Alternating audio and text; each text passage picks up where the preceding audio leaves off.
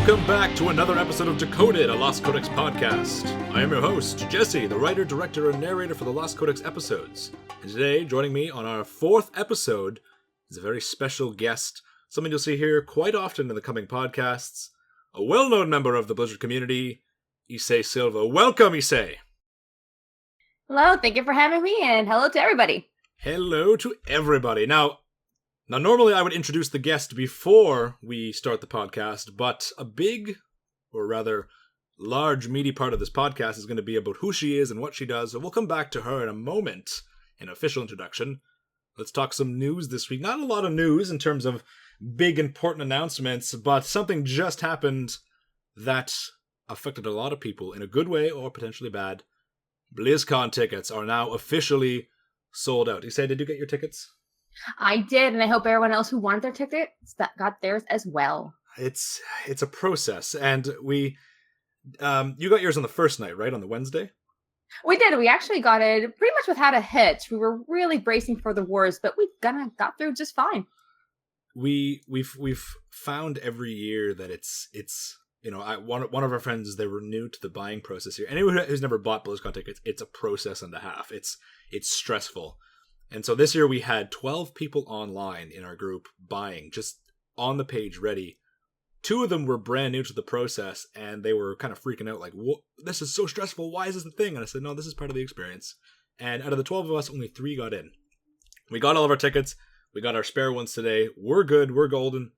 To those who didn't get tickets, if you didn't get tickets on the Wednesday, and you didn't get tickets on the Saturday, which is today, though this will be yesterday when you listen to this, don't worry. Don't panic. Don't freak out. I know a lot of people who, if they don't get tickets on the first 2 days, they just quit. They're like, you know what? I'm not going. I can't go. Tickets are sold out. And I say to that, bugger to that, there are always ways to go. People are going to off-sell their tickets as much as possible. They're going to get rid of their tickets later on in the year. They're going to go down with a group of 4 or buy for a group of 4, and suddenly that 4th person has a wedding to go to, has an event to go to, work bails, something happens and they can't go. There's always ways to get tickets after the fact. So if you have not gotten your tickets and you want to go to BlizzCon 2018, all will be okay. If you listen to last week's podcast, you know that there are 2 major websites to get your hands on tickets. First one is lfblizzcon.com, hosted by Elvine, a well-known community member in the Blizzard community. This website is for selling or buying BlizzCon tickets, as well as hotel rooms and rides and stuff like that, at cost. So if you bought a BlizzCon ticket and you're trying to sell it on eBay for a lot more money, stop listening. I don't like you. No one likes you, ever. Because scalpers are the worst for BlizzCon. So if you want to buy a ticket and you don't want to get scalped, never pay more than $200 for a BlizzCon ticket. Because that's what they're worth. Never pay money to scalpers. lfblizzcon.com will help you get your tickets. There's also the Blizznerds Facebook group. They have a waiting list, so if you have not joined the Blizznerds Facebook group, now would be the time. Join the group, join the waiting list, and just wait. Battle for Azeroth beta has progressed to a certain point. This tweet was posted by, I believe, Jeremy Fiesel, Muffinous on Twitter. Jeremy Fiesel tweeted yesterday, Battle for Azeroth content creation is coming to an end soon. Many awesome new things will show up in the next build, which will be this upcoming week. This has been a fun, super fun ride, and I'm incredibly excited to see what you think of everything we have created. So this is a major point in the beta where most of the content is going to be in there. So I think he said a lot of achievements are going in for mounts, pets, toys, reputations, all the stuff's going in there. So we're going to get a lot of information next week. So buckle in. We are coming to a close on the beta. It looks like everything's already in, like both good and bad, maybe? We'll see. Well, there's still time for changes, and Battle for Azeroth is literally around the corner. We are less than 3 months away. What's the date today? The 12th? Today's the 12th. So 3 months and 2 days will be Battle for Azeroth. Holy crap. I'm not ready. I'm right, it's already catching up. I'm not ready. So, not a lot of news except for BlizzCon tickets and Battle for Azeroth beta. was right all along. We were not prepared. We were not prepared. Not. And I'm going to just say this. This is actually the fastest time that they've had between final patch and launch of an expansion ever. I'm pretty sure. I haven't actually done my research for the early expansions, but... Well, they did say they wanted to put out an expansion about every year or so, right? more or less. They did, and I think they used to say that. And every time they said that, we had the really long Dragon Soul final patch of Cataclysm, then the really long Mists of Pandaria, Siege of Orgrimmar, then the really long Hellfire Citadel. And since then, they've pumped out patches throughout Legion at a decent rate. Like every couple months, there's no time for a content drought in Legion. They were really fair in pumping out content. 7.3 launched, I want to say, just before BlizzCon in 2017. 7.3.5 happened early in the new year. So like they've been putting out stuff, and 7.3.5 came out early January, I want to say, maybe February. Expansion launches announced in November of 2017, and it's out in August of the next year. That is huge. That's fast. That is so fast. And like I hope that this is the. So that means for like what are they going to show for this BlizzCon? Just building up into more Battle for Azeroth? What is coming up next after its launch? Definitely. So we can actually kind of use Legion as a little bit of a cookie cutter, because Legion was announced at Gamescom 2015, came out in August 2016, and August 2016, BlizzCon 2016, so 2 months after launch, that is when they showed us patch content on Tomb of Sargeras. They told us that Kil'jaeden was the final boss, and that's when they revealed we're going to Argus. So we can expect from this Argus as well. I remember that because my friend set me aside just to look at my face as they revealed the Argus content, because she knew I was going to freak out. Well, and you were right. And that's when, and everyone was predicting, are we going to Argus? Because Velen says early in Legion, we are going home. And you're kind of like, are you just saying that? So when Ian was on stage and he goes, what do we do after the Tomb of Sargeras? I'm sitting there going, come on, Argus. And then they showed the planet Argus up on screen. Argus was like the impossible dream at this point. Argus was just the one place we're just never going to visit, maybe mentioned, maybe peered into every now and then in a flashback or so, but it was seemed so impossible that they would ever put Argus for us to visit ever. And bam, they just put up on the screen and, hey, we're going to Argus. And everyone just collectively lost their minds. It was I saw it coming, but as you said, I didn't think it would happen. I didn't think they would do it, and they did. Too good to be true kind of things. Like no, we're not going to Argus. No, what? And then they did it. And they did. So we can expect this BlizzCon, August 2018. They announced or they launched the expansion. BlizzCon 2018. They're probably going to talk about. We know that Queen Azshara is in the second raid patch, so they're probably going to talk about what comes after Queen Azshara, and they're probably going to announce what the final theme of the patch is for Battle for Azeroth. And I'm literally just basing this off of the Legion schedule, because both launched in August 2016. Yeah, around the same time, huh? Exact same time. So if this is the schedule that they're setting up for, we can expect 9.0, next expansion, to be announced BlizzCon 2019. Which is exciting. All right. Now for proper introductions, which will be the bulk of this podcast. For those of you who don't know who Isei is, also known as Isei-Silva on Tumblr and Twitter, Isei-Silva is well, tell us about yourself, Isei. Who are you? What do you do?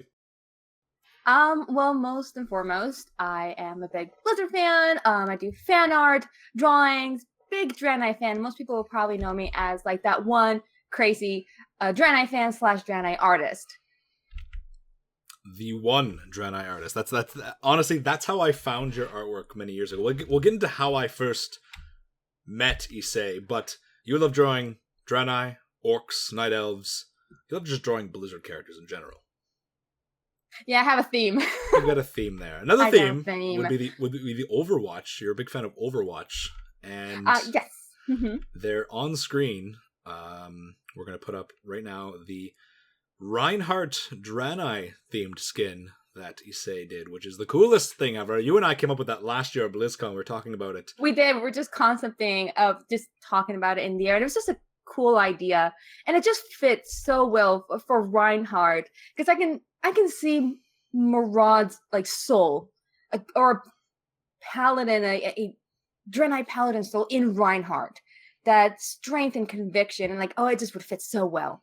The thing about fan art with skins is, I browse the Overwatch subreddit all the time.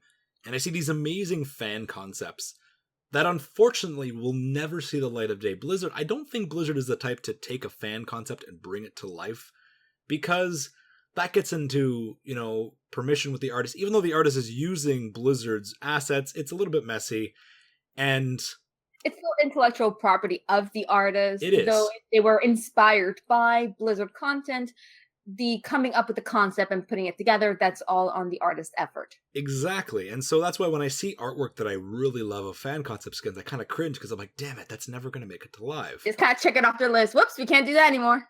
But here's the thing with your skin. Blizzard now has opened the floodgates. The gates are open, as that one Hearthstone card says that I can't think of right now. With Overwatch Blizzard World. And we've got Magni, Torbjorn, we've got the Butcher, Roadhog, we've got all these characters with Blizzard crossovers that people have wanted since they announced Overwatch, but they opened the floodgates. And I talked with some Blizzard people at BlizzCon, and they just kind of said, anything's game now. Like, anything from any Blizzard game could happen. So, the fact that Darren DePaul plays a well-known Draenei in Legion, he plays, Romul. Anyone who's done Argus will know Romul as the engineer who yells at you from the Vindicar and talks to you and stuff like that. That is Darren DePaul. That is He's Reinhardt. like your life coach on Argus. It's so perfect to have, because not only could they make the Draenei Reinhardt skin a thing, I call it the Draenheart or the Draenheart. Voice actor, like, it's perfect. They have to get no one. Just get him to put on the accent, and it's like the most perfect thing. And I know Get the same guy. I know the artwork shows the helmet on, but I really... Still a work in progress. Oh yeah, this is just a concept sketch, by the way. Issei has plans to do a full-on version. I would love to see a helmetless version of a Draenheart. Yes, and I'm still flip-flopping about that. Like, is it just going to be a male Draenei Paladin skin and armor only and leave it as a human face? Or do I go all out and put a Draenei face on it? I would say go all out, because when you look at the Butcher skin for Roadhog, his feet, like, I'm opening it right Yeah, but when you look at Doomfist as well, he's not an orc. That's true. That is. He's kind of like just cosplaying. Look at Butcher Roadhog and his feet, like he's flat out the Butcher. Yeah, he is. But you're right. That's why I'm kind of like flip-flopping. Like, do I go one direction or do I go another? And it's easy. I can probably just do both and just see which one kind of receives the best attention. I think the Blackhand Doomfist, which was so unexpected but cool, I think it was more of a how can we keep the same head structure and model structure but still give them tusks like Blackhand. And so that one looks more really badass cosplay, but it's not a true orc, while Roadhog was just of the right build type that they could go, you know what, we're just going to flat out turn him into the Butcher. So long as you, I guess, keep the kind of same facial structure as Reinhardt and just add the blue skin and the crest. Yeah, make a Reinhardt Draenei. Skin on him. We'll call him Draenheart or Draenheart or Draenheart. Well, something. Anyway, so cool, and I can't wait to see it in its final form. For those of you who are a fan of our videos, in our last Zandalari episode, so Zandalari, History of the Zandalari Empire's Dawn, there was a part where we talked about the Pterodax Loa Paku and her babies and her children, and on screen you saw a Zandalari Pterodax rider, piece of art. That was from Issei. Issei did that, and she'll be doing many more pieces of artwork for us as well. Happy to, I guess, officially announce or declare that you are the first artistic contributor to Lost Codex episodes. I guess that's the official. And hopefully for the long run as well. For the long run. I did have a lot of fun with it too. So I'm happy to come up with more artwork for you guys. And what's so cool about that is this, in the same way we featured a lot of artwork from Hypnos, who did, you guys will be familiar with Hypnos' artwork, where he uses the models to make his own custom artwork, is we get to show things that Blizzard hasn't shown before. You know, sure, we have a model of what a Pterodax with a saddle looks like in game, but how can we make it different? And kind of the creative freedom with, I just said, you know what? show a Pterodax, show a Zandalari rider, choose whatever kind of outfit you want. And there's that creative freedom of we get to show things that isn't just limited to the Blizzard in-game assets. We kind of get to show a little bit more. There is we're going to tease a little bit right now, the upcoming image for the next episode, which is also Zandalari, History of the Zandalari Empire Part 2. Who doesn't like more trolls, right? More trolls. More trolls. And if you're a fan of dinosaurs, holy moly. Hold on to your seats, woo! This picture involves the Troll and Akir War. So anyone who knows that particular moment in lore when they fought the Akir Empire and Kithix, the Kithraxi general, we're going to be showing the Zandalari fighting the Akir alongside the Loa. We're going to show 3 Loa in particular, and it's just going to be... It's going to be so badass. You're going to see... Should we tell them what Loa, or just leave it as a... Actually, they can just go ahead and try and guess which 3 Loa are going to be up. Let's let you guess which 3 Loa are going to be in this image. And think... There'll be 3 Loa up there. Think big. And you guys, can guess any of the many lore that are out there going to be up there. If you do guess them, you get a kudos. Super cool kudos. You get a really awesome high five from both Isei and... A lost kudos. A lost kudos. That's going to be an official thing. That's going to be our currency on Twitch. Lost kudos. Lost kudos. So 3 Loa are going to be in this shot. And these are well-known Loa. Most of these are well-known Loa in that their names have been mentioned before. So... go ahead, look it up, see what happens. Isei, you're also well known for another particular, not just your artwork in the community, but also with a particular event or in-game, now officially in-game event known as Jadienen. Do you want to tell everyone about what is Jadienen and just what is Jadienen? Start with that. Oh man, I've told the story so many times, and I still don't know where to start. Basically, Jadienen was my baby. This was back in Wrath, when there was a really big Draenei community, but not a lot of Draenei content. So there were guilds, there were players, but nothing meaty for them to really work with as far as other races and their lore and their history had. And I thought, oh man, that's a shame. And I was just coming up with concepts and ideas of something that was Draenei-centric, but could be shared with everybody, because I'm sure Draenei would always take the opportunity to share their culture with other races. And as I was looking at the Draenei, especially fell in love with the male physiology. I loved how big they were, how bulky they were, and I saw their crests, and I was like, man, I bet if you could get bashed by one of those crests, you can really do damage. And the natural inclination after that was a type of wrestling, sumo wrestling. And so also I wanted to make it as easy to learn as possible and as fast as possible. Because at the time, there were a lot of events going on, but they were just long. People would AFK after 2 hours of an event that wasn't even halfway through, and that was no fun. So when I invented Jadienen, it was more something to be easy to learn, fast, and can be picked up and changed around and by anyone. And so it was a simple role-based system, kicks, throws, things like that. And once I showed it to my guild, they pick it up really quickly. They learned it really quickly, and an event could be over in less than an hour, which is perfect. It kept people engaged. It kept people entertained. It didn't make them feel that they had just parked their character in front of the screen to just watch other people. And as soon as a match was over, a match usually didn't take more than 10, 15 minutes. As soon as that was over, the next contenders could jump in. So I first learned of Jadienen. I was running around Wyrmrest Accord back in Wrath, and I remember I saw your Draenei character. We'll talk about that after. And I saw this roleplay match going on.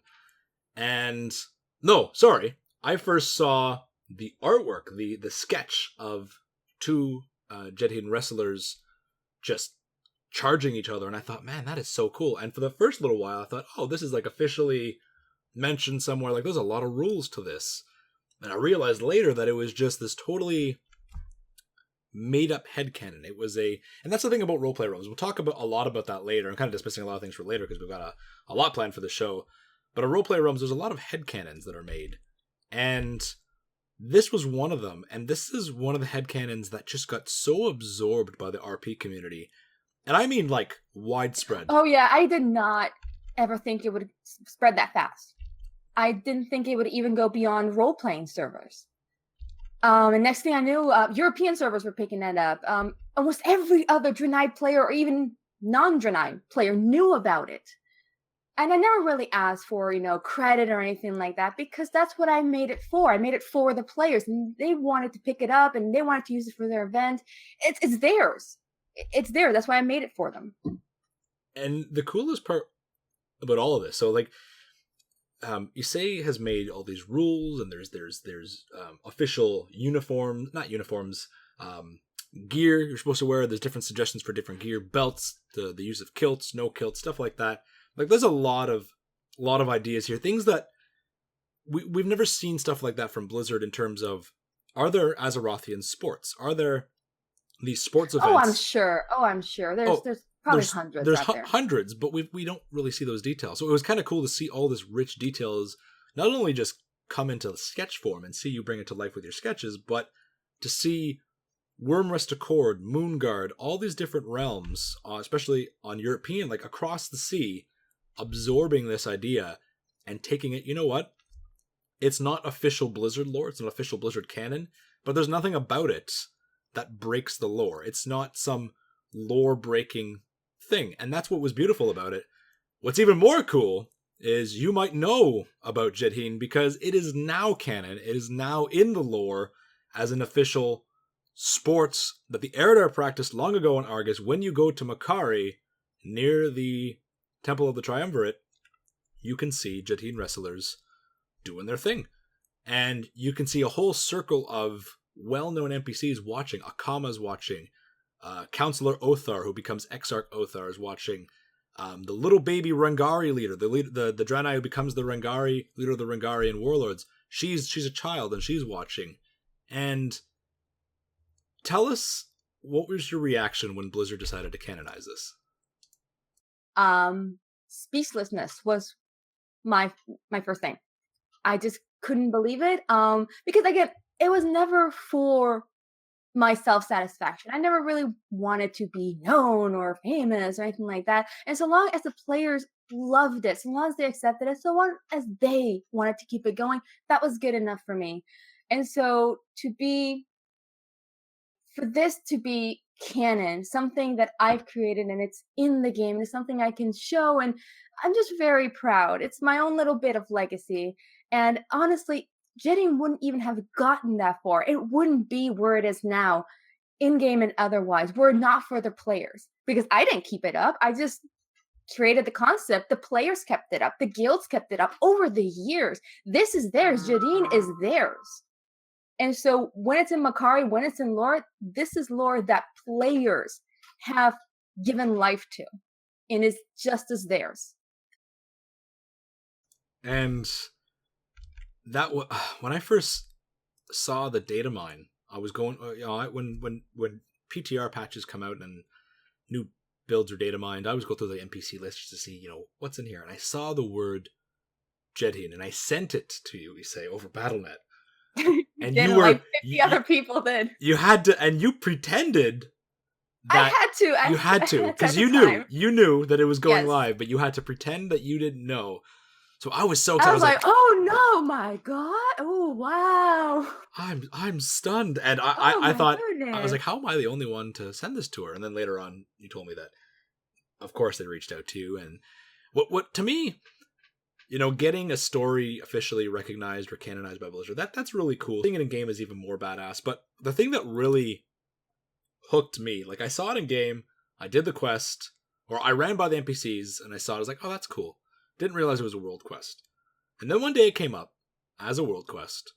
And when you go near the area, Ramul talks to you, as most faces just show up on your screen and they tell you a little story about what's going on. And Ramul talks about Jadienen. And he says the word, he says the name of the sport. And to hear Darren DePaul officially say that word, say those words, I kind of sat there going, I'd already known it was canon for months. I'd already known it was happening. And I kind of just sat there going, wow, that is so cool. To hear Darren DePaul himself Reinhardt officially recognize as this well-known lore character, and just like, not even my sport, and it's the coolest thing ever.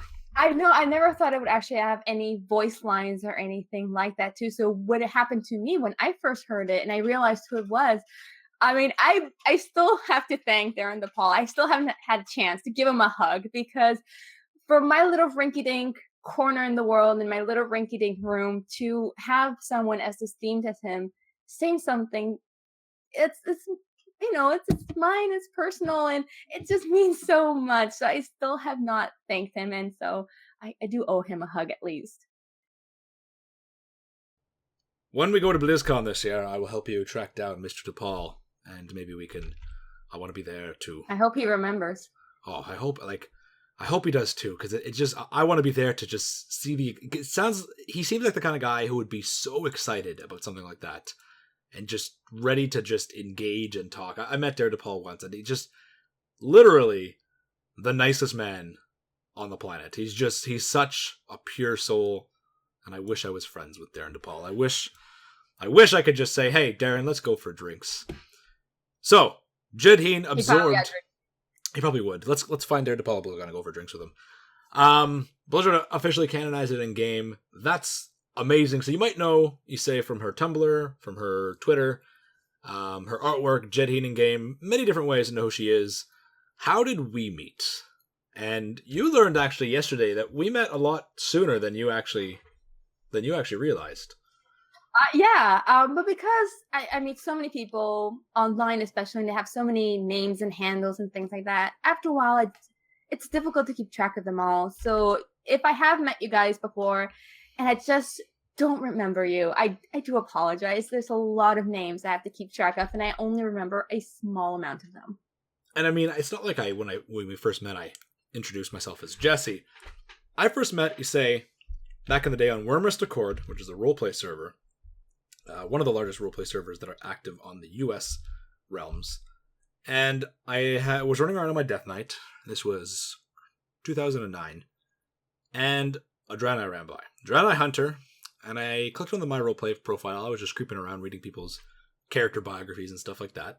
For anyone who doesn't know, there are... As we've all done. Everyone's done that. Everyone's done that. If you play in a roleplay realm and you have the add-on My Roleplay or whatever, you've done that. Total RP, whatever. And you can, for anyone who doesn't know, there's an add-on out there, many add-ons that you can download that adds an extra tab to your character that you can write their backstory, physical description, all this sorts of stuff.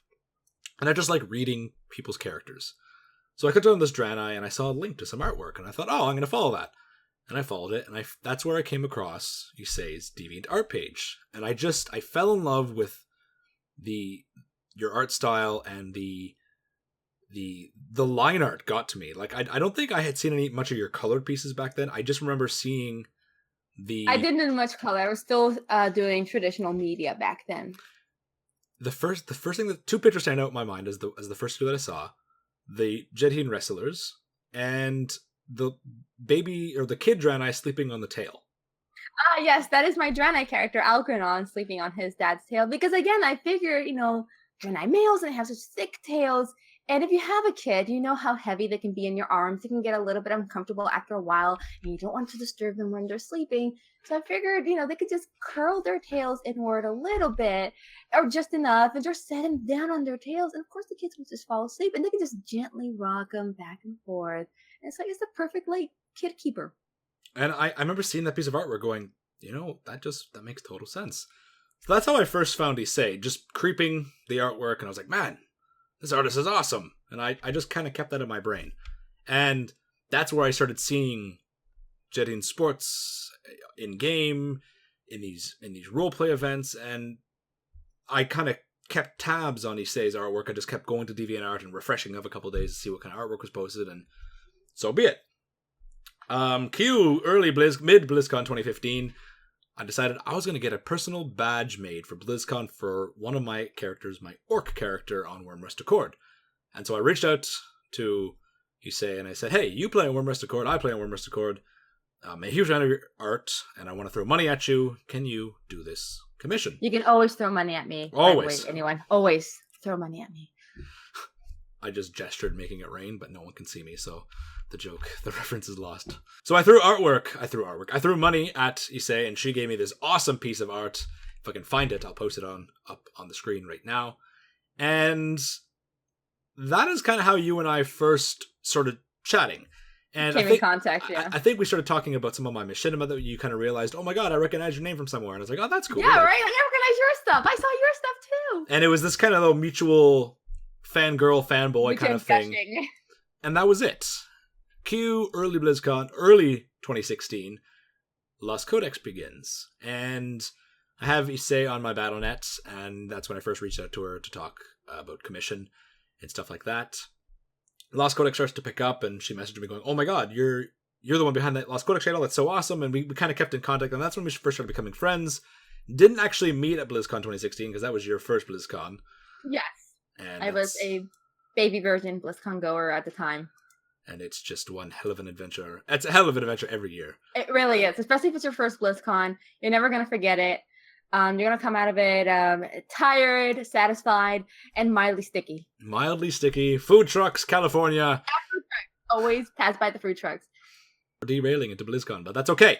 That's okay. We're actually going to talk about BlizzCon 2017 in just a second, because BlizzCon 2017 is when Isei and I first met up. And I have to tell, first of all, many of you have seen the Lost Codex shirt design. I had initially commissioned Isei for it, but you weren't able to do the commission. Yeah, my wrist was bummed at the time. It was in a very heavy brace, and I just couldn't hold a pencil. Which actually turned out to be a perfect situation, because the artist we did commission, also well known in the RP community and the art community, Quell Fabulous, the artwork turned out amazing, and she did a great job. Honestly, you guys should have gone with her first. Honestly, the idea I had with you, I didn't have this magical idea. Like, I didn't have magical effects in mind. But Quell's art has always stood out to me when she does the magic on her screen. So when she messaged me saying she was so down to do artwork, she said, "Are you thinking something magical?" And I was like, "Yeah." Like, not initially, but now that you say that, yes, please. And those of you who've seen the magic coming out of the book, that, worked out so perfectly. So we had our shirts made for BlizzCon 2017, and all my friends were wearing it. And so Isei sees the shirt, runs up, and gets all excited and says, "Hi!"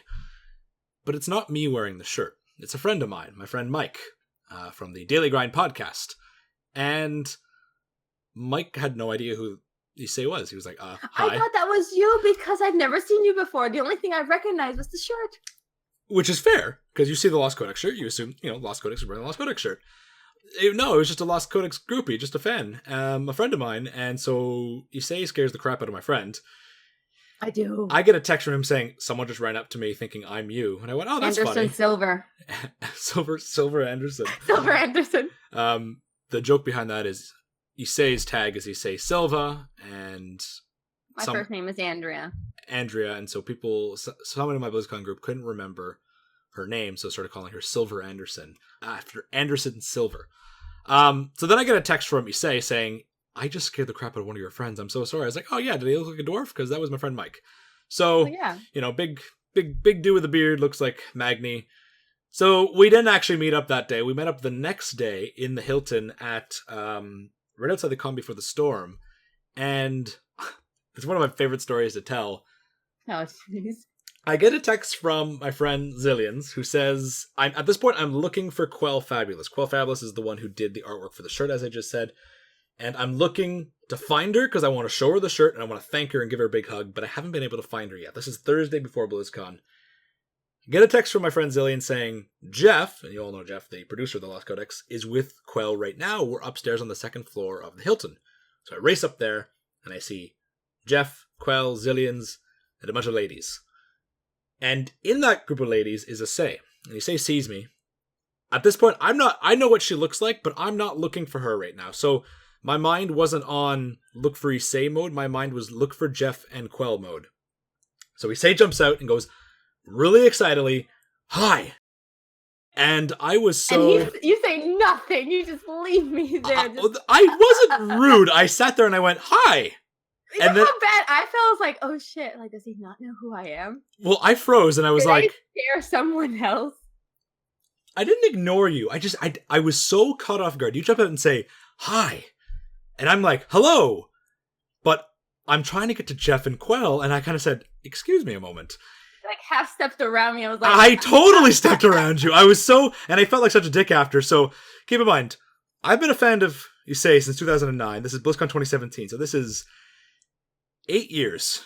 But I kind of know what you look like, because I guess you posted pictures on Twitter or Tumblr before, but I didn't really know what you look like. So I totally stepped around you. I was nice. I was like, hi. And I think I said something like, give me just 1 second, because I was so on the mission, and I sidestepped you. Brushed me off. Brushed her off, ran right up to Quell, gave Quell a big hug, showed her the shirt. Oh my god. Her and Jeff were mid-conversation, so I backed off. I was like, okay, continue conversation, sorry. And I turn around, and Issei's still staring at me with this, like, expectant. She's just waiting, and I was like, who is this chick? What to do. I was like, oh, okay, I guess I'm just gonna stand here in the corner. And so I dropped my eyes to her BlizzCon badge, and I saw Andrea, and I said, okay, I don't know anyone named Andrea. And under your name and on your BlizzCon badge, you can put your tag, your character name, whatever. And I saw Isei-Silva. And my eyes widened, and I looked at her, and there was this kind of look of, oh my god, for both of us. And I gave her the oh my god look, and you kind of gave me the finally look. I was like, geez. Okay. And then you jumped at me and we hugged, and that was like, it was such a delayed like move. I don't want to talk to you. And then I looked and oh my god, I actually do want to talk to you. I know who you are. And not that people are gonna think that I'm a dick at BlizzCon and brush people off. I was such in a hurry to find Quell. He's just the worst person. I was the worst person. I expect tears and disappointment. I like flipped her over my shoulder and just said move and threw her away.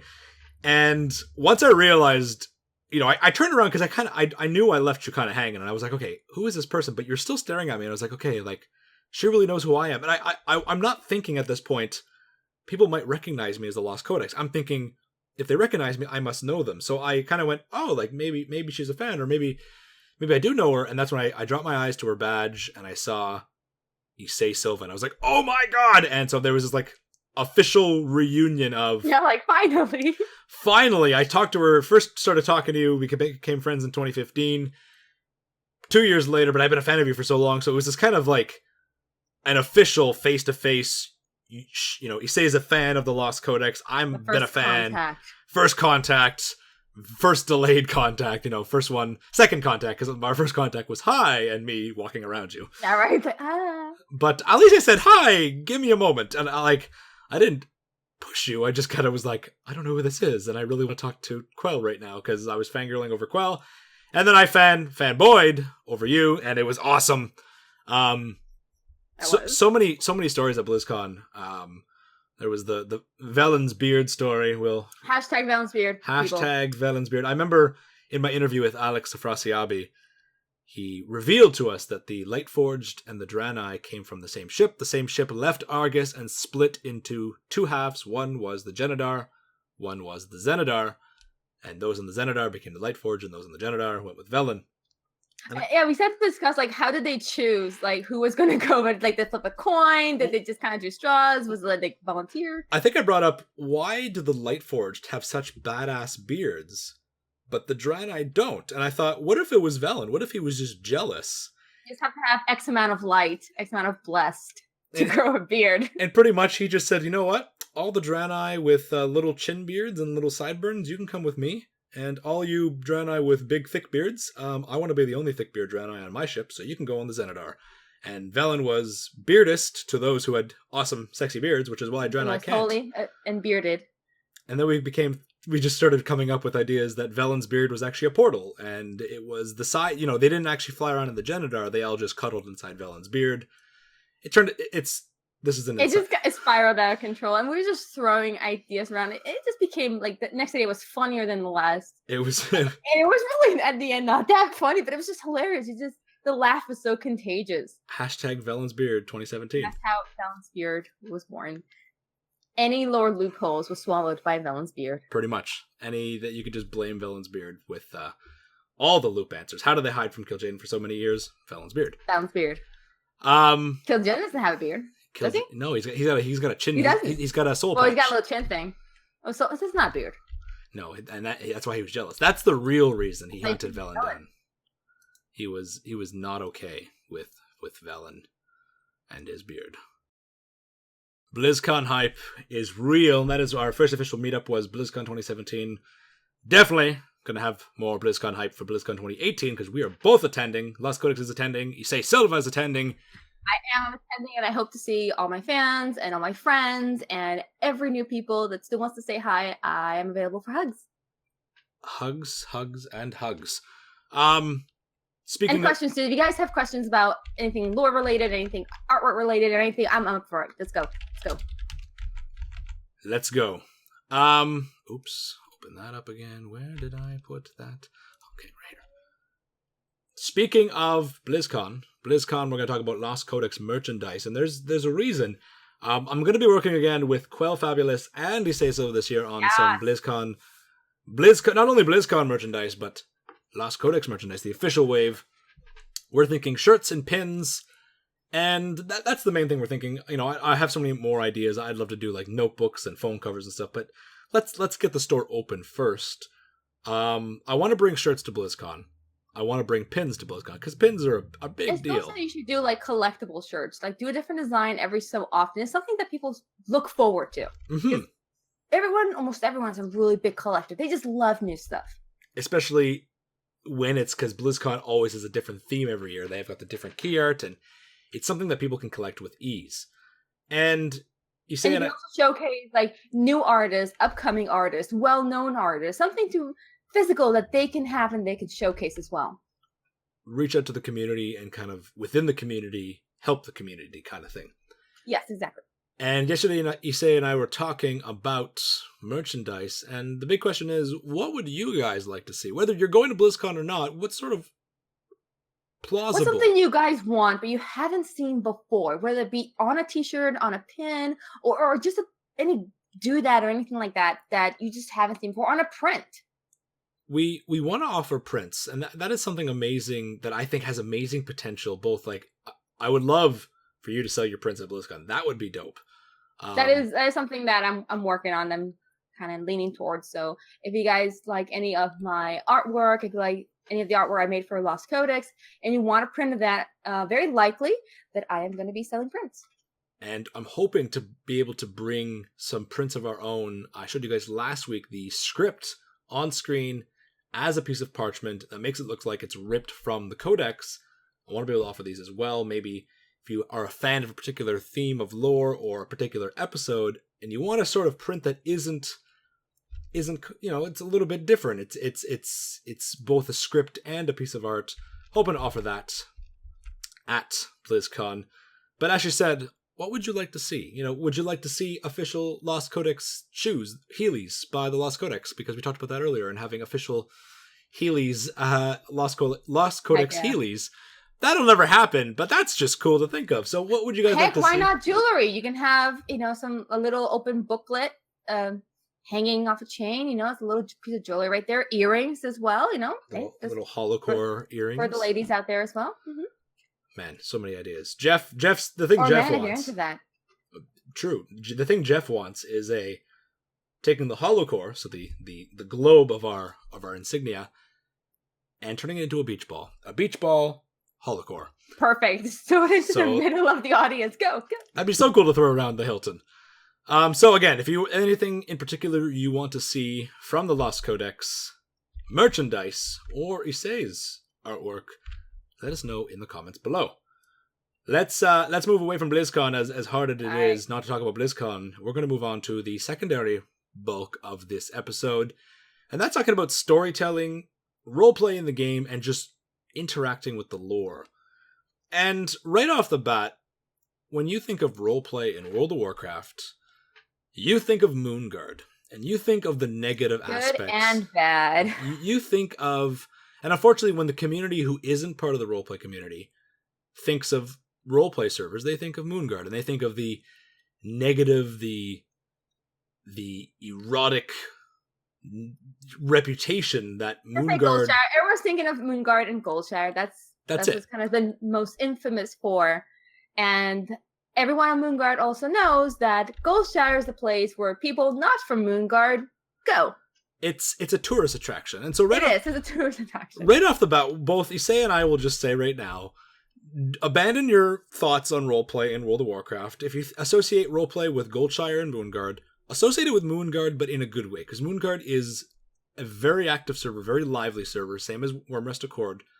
Don't think badly of a server all because Goldshire is a cesspool. Don't go to Goldshire. It's kind of like when Mufasa and Simba are looking over the African Valley and he points to the elephant graveyard. Don't go there. Just don't go to Goldshire and you'll be fine. But we're going to talk about what is... goes there. No one goes. Everyone not from Moonguard. You must never go there. Introduction to roleplay. Why do we roleplay? What is roleplay? And I'll start with a little ramble. I didn't understand what roleplay was before I rolled onto Wyrmrest Accord in Wrath of the Lich King. A lot of people think that on roleplay servers, you walk everywhere. So you hit the slash button and your character walks. You don't run. That's not what you do on roleplay servers. And a lot of people, for some reason, associate... It's because there's the connection of roleplay with live action roleplay, LARPing, that you walk everywhere on the server and you type in Shakespearean English. You type, "Where art thou, my companion of Stormwind, Sir Paladin Man the First?" Or another one in very forced accents. When you type out an accent, especially, I'm looking at Draenei and troll role players especially, go easy on the accent. Less is better. Yeah, exactly. There's always these tropes that you think of. And that is, I honestly thought, a roleplay server is you walked everywhere and you typed, "Where art thou, orc, and I will kill you, thy That's fiend." what I thought at first. My friends invited me to a role-playing server for the first time. I'm like, oh my god, I am not prepared to enter the constant acting mentality. And it's nothing like that. It's so much more relaxed. It's basically you role-play on your own time. And that's the beauty of it. And I didn't realize... I first started off on a normal server, and then I went to a PvP server. And then I re-rolled a character onto Wyrmrest, and that's where I kind of felt, this is what Azeroth should feel like. I get that it's a game. I get, I have a lot of fond memories from Vanilla, BC, and Wrath. But to me, there's also the actual RPG aspect of the game to make the world feel alive. And I didn't really feel that. Like, I felt, when you went to Stormwind or Ironforge or Orgrimmar, there was tons of people. It was a populated realm. But when I went to a roleplay server for the first time, that is when I felt like this is how Azeroth would be. I walked around Stormwind and I saw people walking everywhere. I kind of laughed, going, oh, they are walking everywhere. Civilians walking through Stormwinds, walking through the canals, walking into the Cathedral Square, people in Ironforge walking around. Orgrimmar, civilians. Old Orgrimmar, my goodness, yeah. Old Wrath of the Lich King Orgrimmar. Holy crap, I forgot that was a thing. Right? Jesus. Back in the day, there was old Orgrimmar. And seeing the cities alive, and that's kind of like the first thing, is it makes the entire world of Warcraft feel so alive. Even if you're not even role-playing, even if you're not actively role-playing or even care to write a character story. If you just do it for yourself, even if you really don't actively role-play, even if you're not even on a role-playing server, there is a sense of satisfaction in just pretending that your little character has thoughts, feelings, and motivation, and going out and fulfilling them. It's a very inner type of satisfaction that's very fulfilling. And some people are happy just doing it for themselves, and other people just need a big group of people to do it with. And a lot of people might not realize that they're actually kind of role-playing by themselves. When you level your characters, and maybe you've come up with backstories for your characters. You don't tell anyone your backstories, but you come up with backstories and stories to go with your transmog. And when you're playing the narrative that Blizzard, I don't want to say forces on us, but the narrative that Blizzard guides us through. No, Blizzard gives us a story, and it's up to us and our character how we react to it. When you're on a roleplay server, yes, but for the actual non-roleplay aspect of the game, you are the hero character. You are the Grand General, Commander, Lord of the Alliance, and for Horde, you are the champion of the War Chief and all the... We've defeated gods and villains of all kinds, but taking your character's personal story and fitting yourself in, you could fit yourself as the wielder of the Ashbringer, you could fit yourself as the hero, or on roleplay servers, a lot of people just fill the role of the rest of the world, not the super important champions, not the gods of the Alliance and Horde, but just a commander or a captain or a general or a knight or a squire or a farmer, whatever you want. And the thing, I have always loved creative writing, But when I went to a roleplay server, I didn't think it's creative writing. I thought, oh, I have to act this as cheesy. And then it's community writing. It's not just you, it's you and everybody else. Even if it's just you and a small group of friends, even you and a big old guild, it's everybody inputting their creativity and taking it like a step further and just having fun with it. It's one of those, I think you and I discussed it yesterday, it's live acting. And it is live acting. Right off the bat, if you're not used to creative writing on a public degree, so you don't share your writing with a lot of people, it might be a little bit intimidating to see like 6, 7, 8, 20, 30 people standing around and you have to say something. And they're all going to hear you say something. And not all of them will respond to you, but someone might. A little bit of an awkward situation. But then again, you are behind your character. So you kind of get to type and go at your own rate. And what's really cool is, you can be a very subtle kind of background RP character where you just watch people and you just like seeing the world alive, but you don't interact. But where the world comes alive, as Isei just said, it's interacting with everyone. It's walking into a city and someone yelling at you because you're a race that they don't like in character. They might be racist and they might not like Draenei, so they say something to you. You can keep walking or you can respond as you would in real life. Do you respond? Do you say something? Do you swing your fist? What do you do? And it's one of those things that... If you've ever played D&D or any type of game similar to that, it's exactly like that, but in a digital form and with about 10,000 other players. And if you've never roleplayed before, you don't know where to start, just roll on a roleplay server, go to events and just watch. And if you feel that tingly feeling that I always want to say something, I want to interact, go for it. That's what everyone else is there for. You're not going to stand out. You're not going to be the weirdo that says something awkward because everyone there is there for the same thing. It's one of those things, and I still get that kind of almost, it's stage fright. It's essentially stage fright. It is. Where you don't want to say the right thing and you want to respond, and there's that thing, and this is where acting comes into play. How does your character respond? Your character says something savage and brutal, and you're standing on your orc character. You might think, ouch, that like they're talking about torturing a prisoner or talking about big battle and how they killed some members of the Alliance, and you're kind of like, oh, that is a gruesome retelling of that story. But is that how your orc would think? Maybe it is, maybe it's not. Maybe your orc is this legendary hero of his clan, he's the only one left from his family, and maybe he is super violent. So you have to put yourself into that perspective of, no, I'm not offended by that. That is gruesome to think about in real life, but as an orc, Laktar Ogar, put your orc mask on and go. And a lot of people are afraid to kind of do that and really immerse themselves into their character.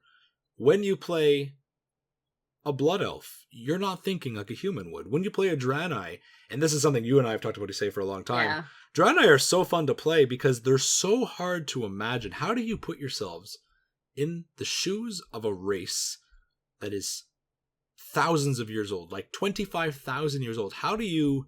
I've always kind of roleplayed Draenei is they always have the bigger picture in mind, but they are living in the moment. That's actually a good way to describe it. It's very...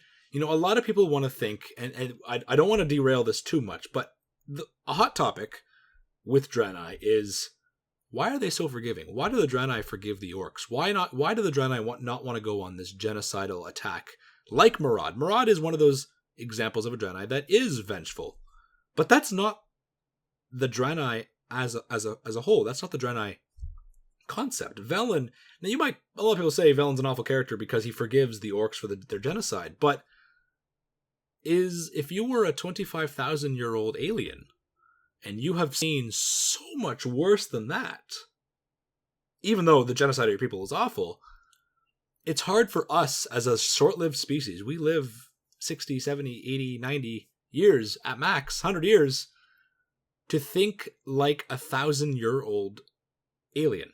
It's difficult to think like that. So right away we want to think, man. Well, I think about it also this way. Compare your life to the life of a dog. A dog lives an entire life in 12, 14 years maybe? Mm-hmm.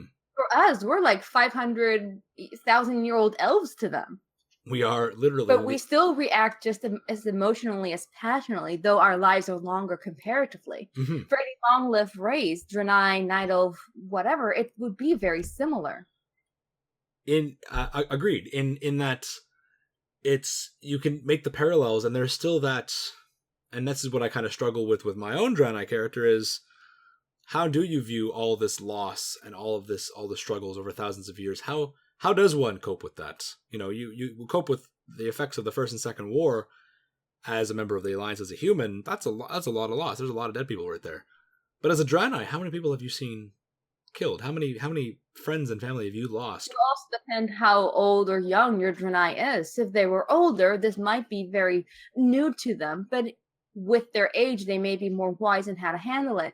If your Draenei is younger, maybe death and loss is basically all they've really known. They may not be as affected by it, or they may just gotten so tired of it that they don't see another way out. This is going to be their future forever, and they're just going to hit back just as hard.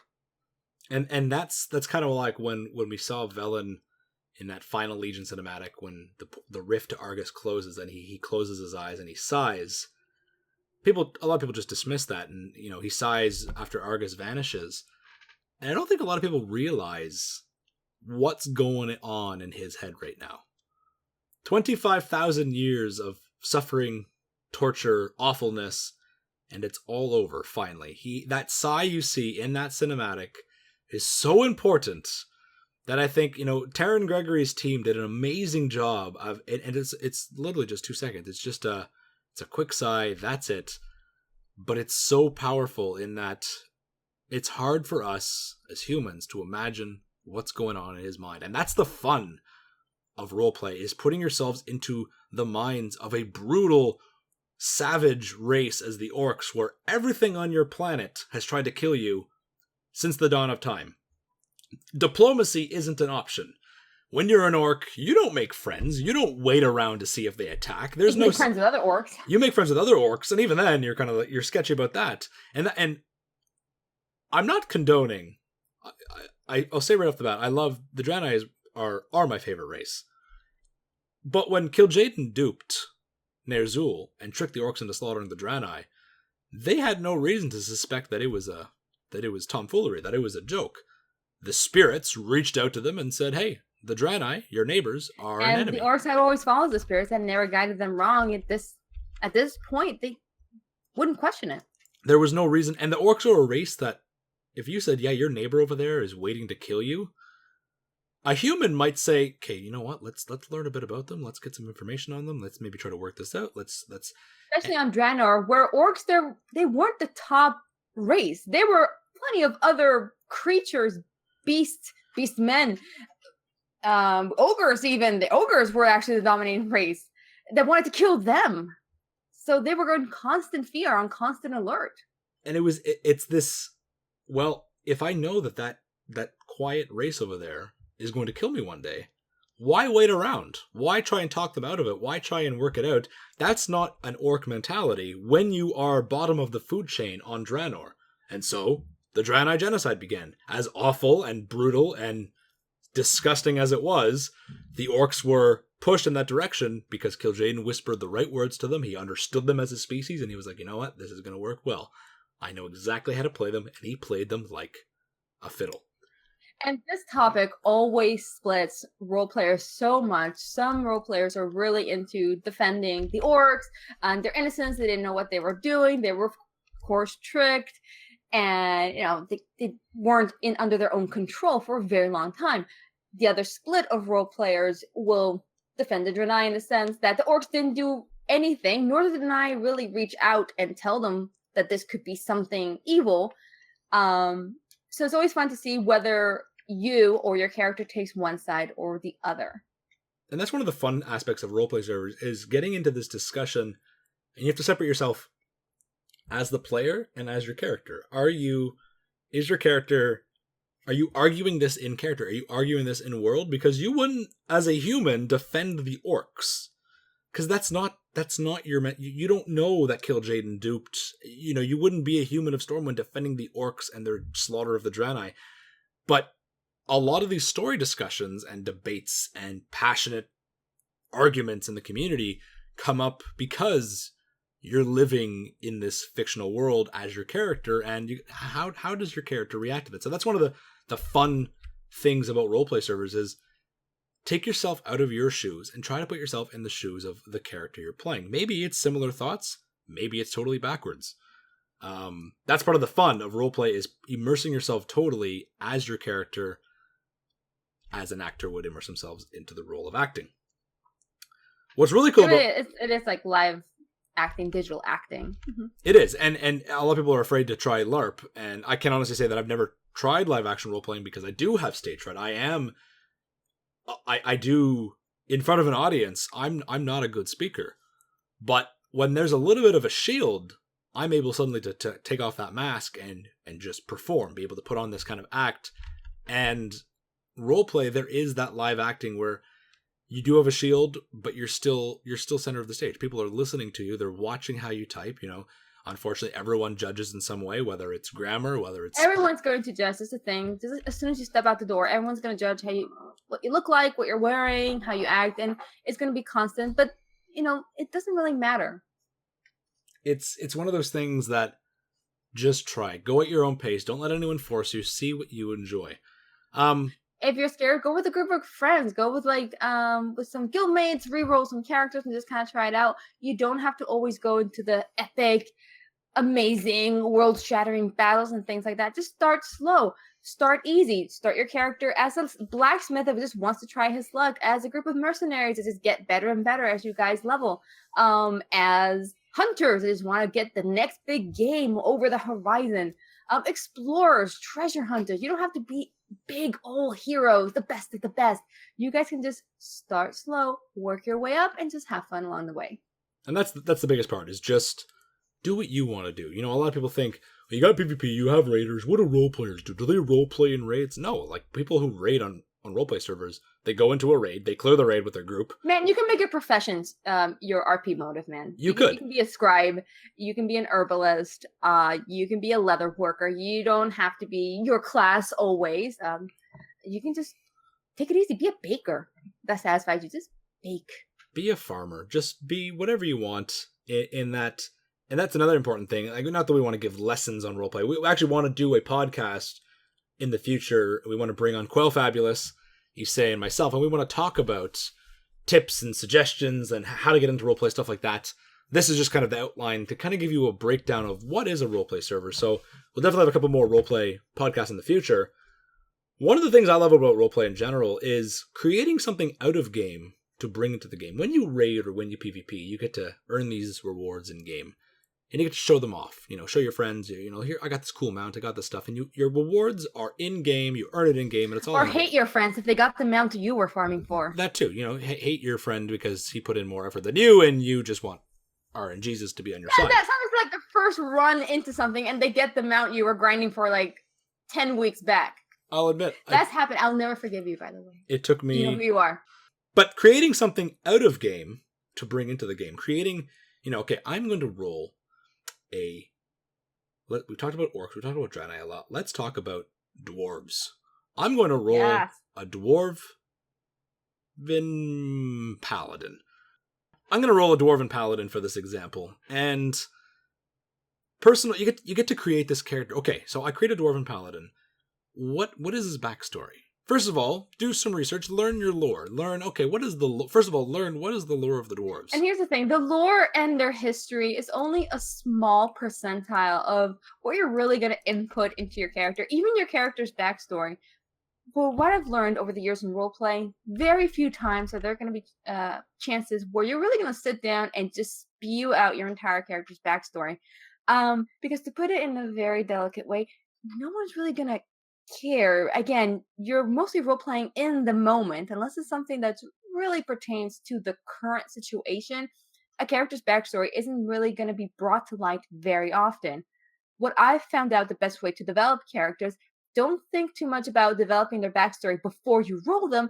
Just roll them, leave them as a blank slate, and as you're leveling them, just kind of see where this character is taking you. And that's kind of the... Again, you're never going to tell your story to anyone. Unless someone literally sits down with you at a tavern in Azeroth and says, tell me your story. You're not going to gush everything about it. And your backstory is going to change. I don't think I've ever kept an original backstory for a character. It's kind of changed as I learned more about them, as I rethought things about them. It's just, I liked an idea better than another, and I just went back and changed it. So don't set it to stone. Leave it flexible. Leave it simple. And yeah, just like, don't think too hard about it. It's one of those things that is especially if you focus on your RP main, it's something that's constantly evolving. And one of the cool things to bring out of game is to bring your personal writing and your ideas into this character. You know, when Blizzard gives you the narrative of you playing the game, there's nothing decided about you. You are a dwarf paladin, that is it. There is nothing else decided about you in terms of detail. So all that's up to you to shape and mold, either on the spot, like you would for a D&D campaign, or, as Isei just said, as you go along. Kind of keep it kind of loosey-goosey, keep it casual, and just as things come up, decide, oh, you know what? Was my dwarf involved in the Second War? I should probably think about that. And if it's relevant... And by the way, if you ever get caught in an inconsistency, you know, people lie. You could just say your character was not telling the truth. If someone calls you out on your that's not real lore, be like, you caught my character in a lie. And the thing is, you can't know all lore at once.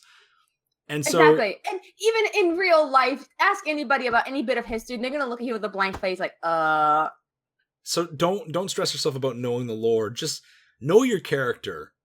Don't worry about knowing every aspect of lore. You know, don't go out of your way to break lore. Yeah, if you're a dwarf paladin, you're free to just focus on the dwarf history lore and everything close related to it.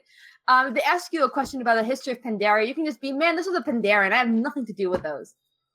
Exactly. And I don't know about that. There's the rule of thumb: make lore, not break lore. And we'll talk about that in a second. We could talk about headcanons and stuff in just a second. But bringing something out of game into the game, filling this world with all these characters, walking around and seeing all these, not just heroes, but soldiers and civilians and just the casual people of Stormwind, Orgrimmar, Teldrassil, Undercity, all these different places. Bring it to life through your character writings. Put in the world in World of Warcraft. And with that comes your physical appearance in game. And Isei and I were laughing about these yesterday. For the record, transmog, the concept of transmog was something that was very common on roleplay servers, in which you had your RP set. So you ran around as a raider in Wrath of the Lich King and you raided in Ulduar. But when you were role-playing in Dalaran or Stormwind or Orgrimmar, wherever you weren't running around in your epic huge armor sitting in a tavern. That's not comfortable. That's not realistic. Maybe you're on duty, but most likely if you're going to the bar, you're in more casual Or it's attire. not your best looking set. That too, or it doesn't match. You had something called an RP set, where it was just casual attire to look either... And I guarantee you, everybody had set a bag for their RP gear. Bags, multiple bags, both bags. Banks oh my lots God. of RP collectible gear. Because you had formal gear, you had casual hangout gear, you had, your armor. Maybe your character was a Stormwind scout, a sniper. He wasn't wearing all those random pieces from Ulduar. He wasn't wearing the weird Gask mask. Maybe you didn't like that as a transmog set. Maybe you had a special set set aside that your transmog, that your sniper would wear as an official uniform. So in character, when you ran around in city, you looked like a soldier on duty. But then you entered, your dungeon queue popped up and you go in, you put on your real gear. Switch real quick. And you go from there. Or everyone's also made that mistake when you forget to switch your real gear and your role-playing gear, and you're wondering why you're sucking. Everyone's done that. Even in non-roleplay servers, people do that with fishing rods. Why can't I hold aggro? Because you're holding a fishing rod, dumbass. Picking mine. Yeah. So, when transmog became a thing, and I used to do this when I played on a PvP realm. When I would log out, I would put on different pieces of gear. So when people looked me up on the armory, I looked badass. You would look good. I look stylish, and my guild would yell at me. They'd be like, "Why are you wearing that level 30 green as a level 70 warlock?" And because fashion is real endgame. And I'm doing the Z snap right now. This is how my character looks. I wasn't on a roleplay server. I just wanted to look like a cool ass warlock. I didn't want to wear my clown suit from Nax Ramus. Oh god. I wanted to look how I wanted to look, and when transmog became a thing, holy crap. It was like the holy grail of role players. Like, finally, we can get our highest level gear to look exactly like the gear we want it to look like. And it's honestly probably one of the best additions they put in the game. And everyone has role players to thank for that. You're welcome, everyone. God listening. knows we bitched and cried about it. The thing is, well, what I don't get is, transmog has become such a part of the game now. And if you're a newer player, you do not know the suffering that was leveling through Outland with no transmog. Oh, God. And having to just work with that rainbow awful Skittle barb gear. Awfulness. You just got... You had no choice. You had no choice until you reached the end. You just walked around a clown suit. It was like the walk of shame across Outland. Like, oh, that's a level 63 paladin, and he's got 17 colors on him. Oh, he just came out of the underbog. Every time you got a new quest, you just previewed it. So you just kind of knew what you were getting into. It's like, oh, okay. Accepted your fate. But with transmog, it's now a feature in the game just to collect. That you want to complete as many sets as possible. You want to make. Some people just want to transmog a tier set. Some people want to make their own custom sets. And it's provided so much replayability to older parts of the game that I can't imagine a World of Warcraft without it. And there's some people who are like, weirdly so. Like, I know people who are PvPers that are against raiding. They don't like raiding. I know raiders who are against PvPing. But I know people who are against transmog. And I'm sitting here going... Who's hurting you? Like, transmog hurts no one. I'm like, who in your life hurt you that you hate transmog? You hate looking good. Why do you want to look... You hate fun. Why do you hate fun? That's like someone saying, here's a cupcake, and you smashing it. Like maybe you don't like cupcakes. That's a bad example. But you know what? It doesn't matter. Why does anyone hate... It doesn't affect anybody. Like, they're just people doing their transmog thing for themselves. They're not going to affect you. It's not going to affect their gear because it's the whole point of transmog. Like, you don't have to worry. It's fine. If I want to look good and you want to look like crap, that's up to you. I might... That's on you. I might, like, snort and laugh at your awful mismatchedness on your character, but that's totally up to you. It becomes a different thing when I whisper you and say, nice look, asshole. That's obviously not a cool thing.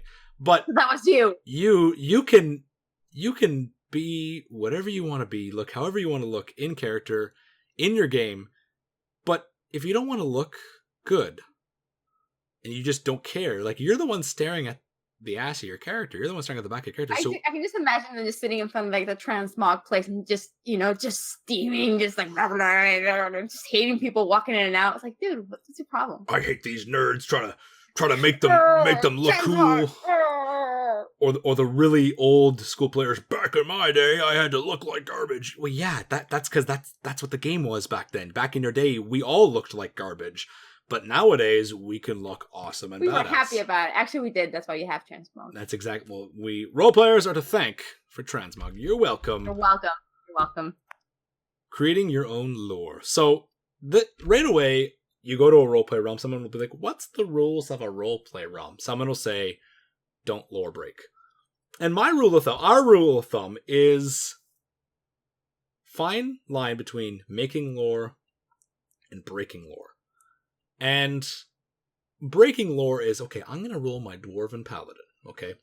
And he is a general in the Second War. Okay, that's cool. Nothing wrong with that. And he killed lots of orcs. All right, cool. And he killed Orgrim Doomhammer. No, stop right there. No, you didn't. Because we know who killed Orgrim Doomhammer. Spoilers, Orgrim Doomhammer's dead. One of the main rules of thumb about when it comes to lore and role-playing servers is that keep lore and names out of your RP. Out of your personal RP. So out of your personal RP, yeah. If you served under Anduin Lothar, and maybe you fought really close to Orgrim Doomhammer, maybe he swung the Doomhammer and broke your arm. And it's not that you can't do it, it's more out of an etiquette. It's a common courtesy thing. Because of you're sharing a role-playing server with a lot of other role players. And they might see it in poor taste that you're just kind of waltzing around saying you're buddy-buddy with this big old lore name character. And that's or another thing is saying you're related to a lore character. Saying that you are the lost son of Varian Wrynn. No, you're not. You're not Jaina's sister. You're not Arthas's mother, or I don't know, I'm just throwing out bad examples. Try and distance yourself. You know, you have these characters, these heroes that you played And in here's the thing, Warcraft like, 3. there's so much you can do for yourself, you know, that you can create on your own. You don't need them. They're not going to help you. They're going to be more anchors. They're going to work against you. I know you want to stand out, and that's the really big draw. You see all these other amazing role players, and these enter a room, and all eyes are on them. And of course, you want to be that. You want to be like the cool guy in the room. You want to be the awesome girl that's always getting everyone's attention. But you really don't want to be that one person that just tacks on. Don't name drop, basically. Don't name drop. You want to do it in a club? Don't do it in a roleplay server. Yeah, because if you go to a club and you're like, yeah, I'm friends with Britney Spears, no one's going to believe you, and no one's going to care. And they will call you out on it. They will call you out. So that's general rule of thumb is don't break lore, but you can make lore. And something Issei and I love doing, and we might record it as a podcast one day because that'd be fun just to listen to, is you have this huge world that Blizzard has built. Continents, civilizations, histories, huge chunks, main characters, minor characters, kingdoms, villages, maps. But what about the smaller pieces of Azeroth? What about the everyday anthropology? And I know Issei right now is just teetering in her chair because she really wants to say. So I'm just going to kind of open the doors and let her gush about the everyday anthropology. As role players and writers, you kind of start to think about these things.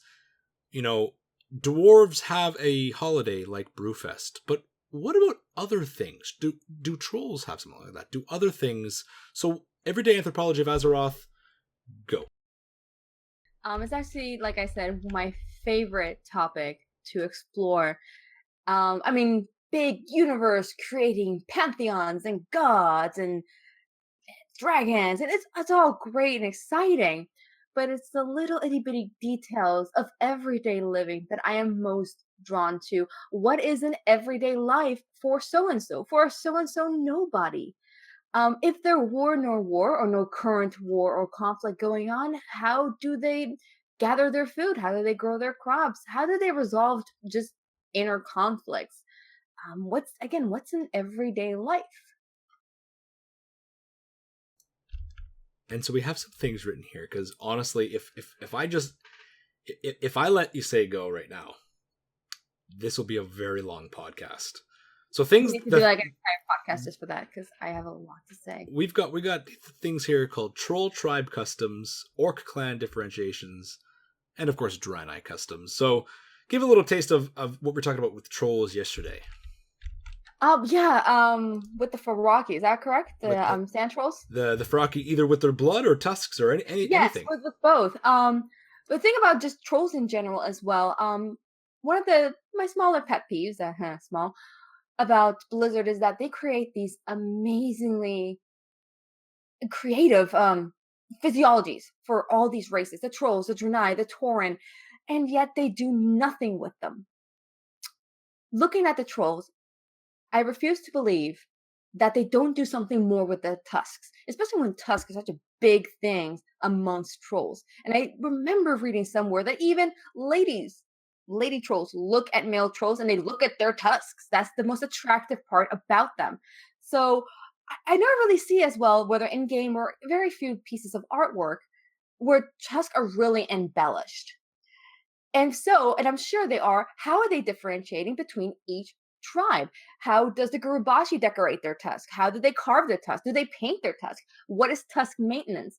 Between like the Drakari as well. In an icy climate, maybe cloth is not a very good option because that solidifies pretty quickly. But how do you decorate? Do you use feathers? Do you use leather? Like what is it? What's the difference? With different things like markings and scars and tattoos and that's one of the things is when you make your character, you get to kind of decide what are your markings, but not so much on a personal level. But what about as a social level? What about the Faraki troll? Something we learned yesterday, a little piece of lore on the Troll Wowpedia page, that apparently sand trolls have super thick blood, whole enough to hold in your hands. Which is fascinating because that means they rely on very little moisture in their blood to survive, but they're still mortal. They still need water, which is one of the reasons that when you go to their dungeon, there is a temple that is dedicated to this water god or water protector. Of course, it's a very valuable resource. At the same time, how does an everyday troll collect water? And if you look at their environment, there's giant insects, bugs, the silphid creature beetles things coming around. And some beetles in real life that live in desert areas, they collect the nightly dew and kind of tip themselves forward in the morning and drink out of that. And I thought, wouldn't that be cool if they collect chitinous shells and hoist it up to where their houses are located? Because they do have those huts like right up at the sides of the cliffs, right? Up, they're kind of suspended. They're suspended little huts. And that would be a great place to collect dew. And they could just do that nightly with several like Caparuses and just have their little daily collection of water.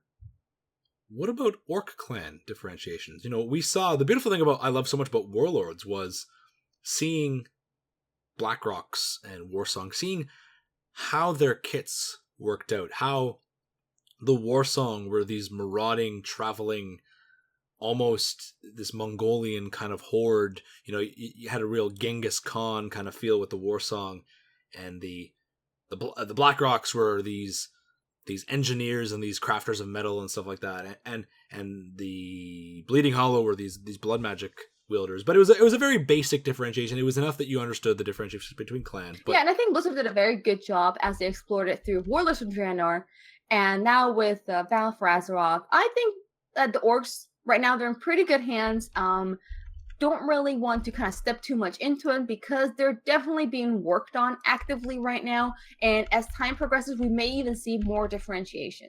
So back in the day, you really had to be creative with how to differentiate orc clans. I think nowadays, especially after Warlords of Draenor, we've seen the orc clans evolve like pretty uniquely. So I think they're in a good place.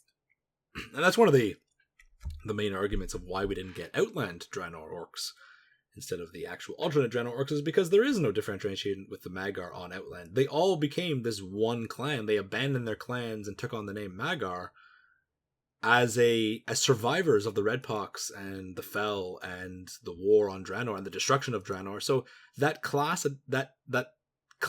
identification was lost. So Warlords, it was really cool to see that. But what about on a much smaller level? We saw little things like Warsong rights. So in order to become a Warsong rider, the riders that do different things. They had to carry a massive rock to the highest point that they could find in Nagra. Not to the highest point, but a high point. They had to, there's a lot of involving with the specific wolf the wolf they're training, and there's actually like a little set of NPC doodads you can find around Nagrand. If you can find the corpses of Warsong riders who were training their wolves, either they're killed by the wolves or they fell to their death or something like that. Different rights that the Warsong put on these aspiring wolf riders, because there's a level of strength. There's this you have to prove yourself. And same with Bleeding Hollow. We didn't see a lot of Bleeding Hollow culture, but we did see the Frostwolves and the close bond between Frostwolf and their actual Frostwolf. But were there different tattoos specific to each clan? Were there different sort of customs that only certain clans practice or that they brought to other clans? Was there a trading of valuable information in terms of, the Frostwolves kind of taught the Blackrocks how to deal with the cold weather, and the Blackrocks kind of brought maybe taught them how to smith and taught them how to forge weapons using the fiery... I'm sure that must happen. I mean, again, if it were untouched, the clans still need to, in a way, coexist. Right. Though they're not buddies with each other, they still have a lot of common enemies. And I believe each clan also can be kind of a safety checkpoint kind of thing. Say the ogres are kind of overrunning a certain clan, the other clans will come to their help. Because if nobody did, that clan would be overrun. That's another point that the ogres advance. And they don't want that. And so the cool thing, especially with Chronicle 2, is you get all these details, but you can kind of piece these together, these little information, these little ideas in your head. And again, you're making up lore, but you're not breaking lore. the thing with Jadienen we mentioned earlier with Draenei customs, and okay, these massive, burly, muscular alien men have these massive crests on their head. Would they turn that into a sport? Goats bash their horns together. Would Draenei males bash their crests together? That's the thing, is because they're so big and muscular. If it was mostly the protruding extensions they had on their forehead, but they were more on the leaner side in general. Again, I did not design the Draenei. It wouldn't be they were just using more for decoration. It's just something like antlers. They just kind of grew out, and yeah, they could have used it for fighting. But if you look at the Draenei, especially Draenei males, they tend to have very flat, thick, heavy crests, thick neck, wide, thick shoulders. It's like a triangular, like, juggernaut. And it just feels that, yeah, the most natural thing that they would do is bash heads. And so with all these different just ideas, you can kind of come up with, that's how Issei came up with Jadienen, was just thinking about that out loud, like, Draenei physiology. You can also think about jewelry, and the Draenei they have little rings on their tentacles, but how much further would they go in their elaborateness? Would there be chains between the tentacles? Oh yeah, and I've seen a lot of artwork related to this. Jewelry, they're decorating horns, decorating their crests, veils that kind of connect the horns if they kind of fall down back enough. Even decorations for their tails and things like that. Sleeves in the winter because it gets really cold in some places, and tail is a really big area of exposed skin. So they probably have like little sleeveys for their tails. And there's a lot of artwork related to that. And it all works so long as it pertains and fits the character and its environment, or even just for decoration's sake. Like, it works.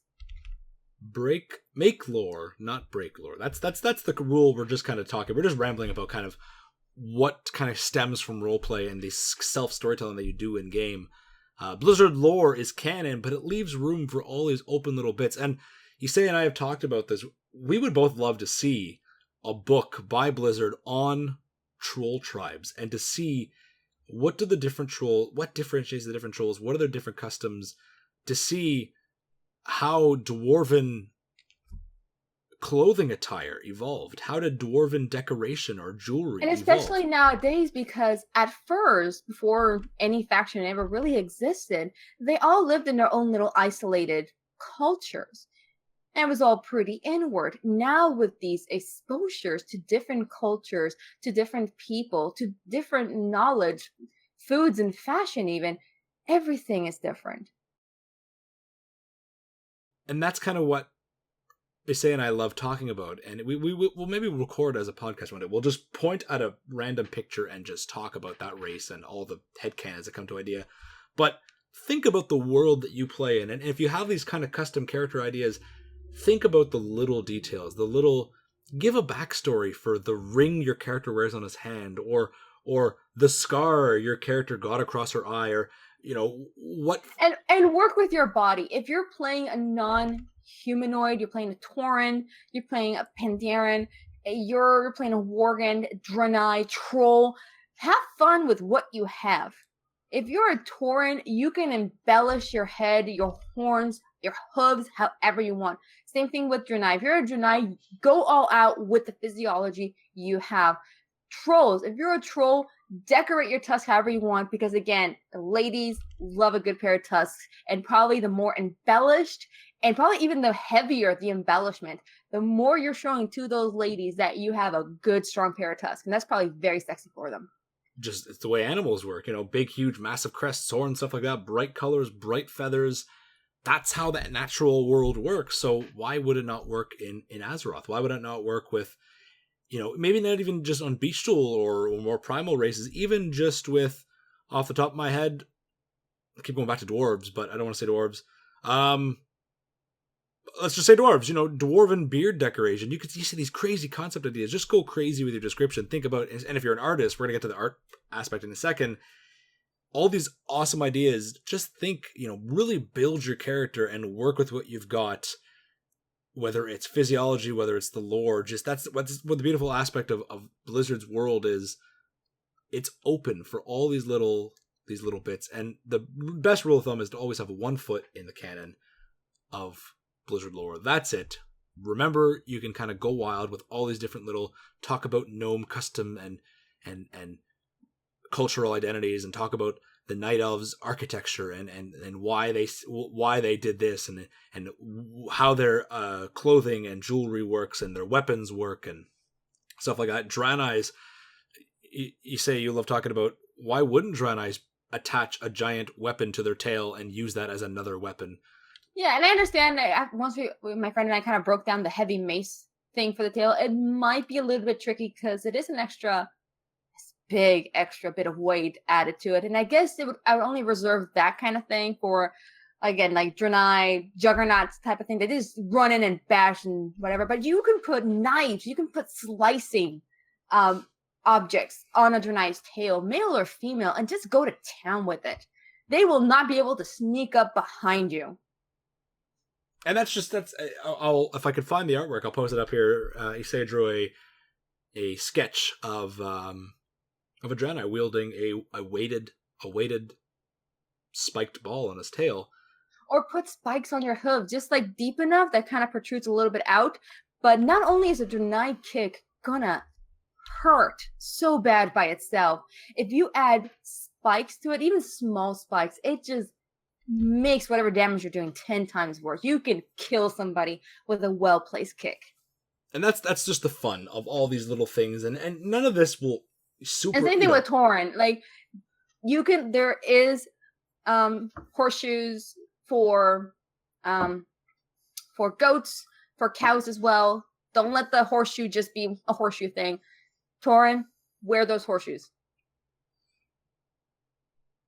The best part about roleplay realms and custom storytelling like this is just being able to come up with all these little ideas. So when people think of roleplay, they think of the negative aspects. But if you love Blizzard lore, if you love the story that Blizzard tells in World of Warcraft, then what is there not to love about roleplay? Whether you roleplay with other people or you just roleplay by yourself and make your character go wild with all these things that you're creating. And that is what Issei and I hope to be able to do in this podcast and future podcasts, is talk about why roleplay servers are so much better. And you always see these Twitch streamers and these people on YouTube going to roleplay servers and trolling people. And things are funny, but it's like these people are just trying to play the game, and they're just trying to play their aspect of the game. And maybe you are a hardcore PvP or a hardcore raider, and so are your friends, but maybe one of your friends who's what if he just loves to roleplay? What if he loves creative writing and he goes onto Wyrmrest Accord onto his alt? There's almost this stigma against roleplay, and that's what we hope to kind of unveil. I streamed many months ago. There was an event on Moonguard, the Tournament of the Ages, up in the Argent Tournament grounds, and it was just an event on Moonguard where there was this public tournament being hosted up there. And I was streaming, and I decided to go visit it on my character on Moonguard. And I remember walking around, and some people in chat were kind of like, roleplay servers are stupid. And when they saw on screen the hundreds of players on the tournament grounds, sitting in the benches, sitting in the stands, sitting under the beer and the food tents, talking, going out for walks, having casual conversations, sparring, jousting, people were like, holy crap. This looks like as crowded as it was during the Argent Tournament patch in Wrath of Lich King. It looks like it's a legit active tourney ground.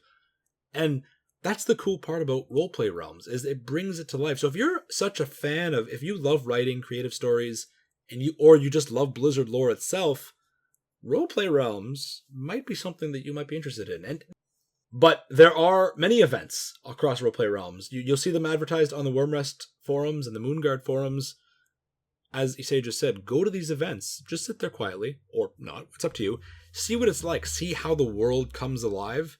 And maybe there's another aspect of the game that you haven't realized that is just waiting for you. If you want that immersive, oh my god, Azeroth is active. You go to Stormwind nowadays, it's empty. It's a ghost town. I logged on to my PvP realm a couple days ago. Not a single soul in sight. No one around. Logged on Wyrmrest Accord, the city is full. The city is active of both people just standing by the auction house and the banks, but people walking through the canals and walking through the streets and running around and standing in bars and taverns.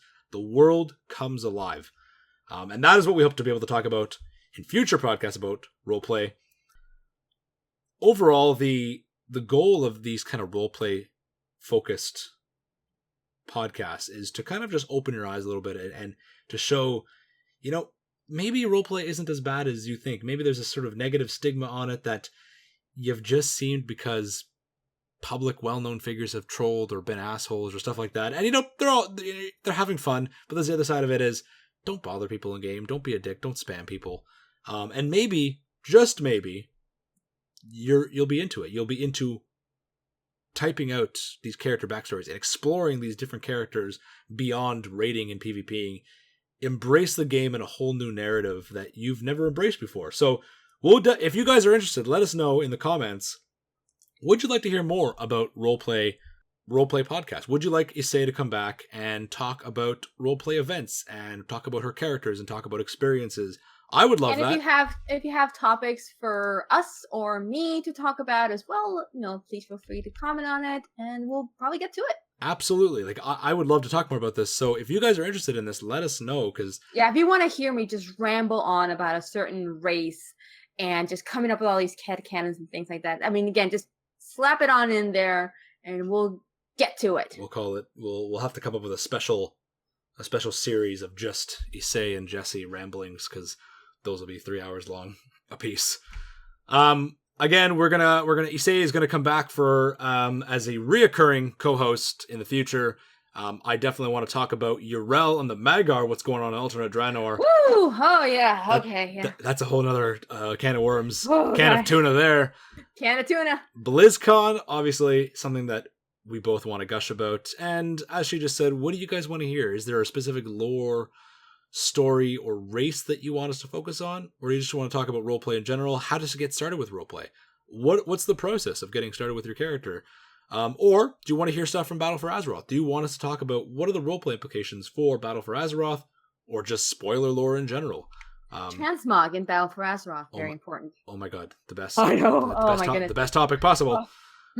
Leave your comments down below. That's about it. You say we are done here. Any closing thoughts for those listening? Not so far. I think we covered about just a little bit of everything, and beyond that, very thankful for you to have me here. I had a lot of fun, so yes, looking forward for doing this again. I'm so glad that you were able to come on, especially such short notice. Tell these fine people where they can find you. If they want to follow you on all the social medias, where can they find you? Yes, I do have a Tumblr and a Twitter, and my Tumblr is Isei-Silva, tumblr.com, and my Twitter handle is Isei-Silva. Perfect. So if you are a fan of Isei's topics, arts, all this stuff, give her a follow on Tumblr, Twitter. I will post the links down in the comments below. Keep an eye out for future artwork for the Lost Codex and just artwork in general. She's always posting stuff, so definitely go give her a follow, and she will be a reoccurring host here on the Decoded Podcast. Thank you so much, Isei, for joining me on your first official Lost Codex Podcast. I know, exciting. All right. There are many more ahead, so thank you all for listening.